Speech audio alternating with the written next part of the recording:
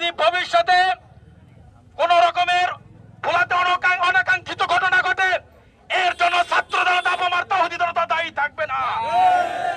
আমরা বলে দিতে চাই, আন্দোলন কেবলমাত্র শুরু হয়েছে। আমাদের দাবি আদায় না পর্যন্ত আমরা ঘরে ফিরে যাব না, যাব না, যাব না। আপনারা আমাদেরকে আশ্বস্ত করেছেন, ভোলার থেকে চিঠি পাঠিয়েছেন, ধন্যবাদ। কিন্তু আমরা দেখতে পাচ্ছি একটি কুচক্রী মহলের পিছনে আজকে আন্দোলনকে ব্যাহত করার জন্য ষড়যন্ত্র করছে।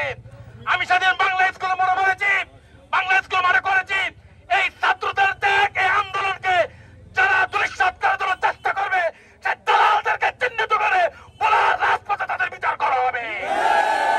অতএব আমরা বলে দিতে চাই, ভোলার আমাদের যে 5টি দাবি, এটা আমাদের কোনো দয়া নাই, এটা হলো আমাদের অধিকার। এই আমাদের অধিকার আদায়ের জন্য আমরা দ্বিতীয়বার মতো এখানে অবস্থান কর্মসূচি করছি।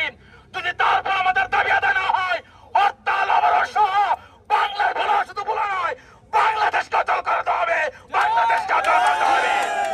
এজন্য আপনারা প্রস্তুত থাকুন। শান্তি সুশৃঙ্খল ভাবে আমরা বিশ্বাসী, শান্তি সুশৃঙ্খল ভাবে আমরা আন্দোলন করছি, করবো ইনশাল্লাহ।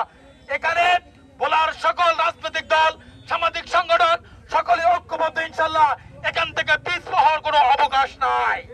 এজন্য আপনারা যারা আজকে এই রোদ্রের ভিতরে যেই কষ্ট দৃষ্টান্ত দেখিয়েছেন, আপনাদেরকে ইসলামী আন্দোলন বাংলাদেশের পক্ষ থেকে আন্তরিক মোবারক জানাচ্ছি। এবং আমরা একটা কথাই স্মরণ রাখতে হবে, কোনোভাবেই যত রকমের ষড়যন্ত্র আসুক না কেন, আমাদের এই ঐক্যবদ্ধ প্ল্যাটফর্মকে যাতে নস্যাৎ না করতে পারে সেদিকে আমরা সজাগ দৃষ্টি রাখতে হবে। কি বলেন, ঠিক না? এজন্য আসুন আমরা আমাদের এই ভোলার দাবি আদায়ের লক্ষ্যে আমরা পরামর্শ ভিত্তিক যে কোনো কঠোর কর্মসূচি আসলে প্রয়োজনে আমরা শুধুমাত্র এই অবস্থান কর্মসূচি নয়, প্রয়োজনে আমরা শাটডাউন থেকে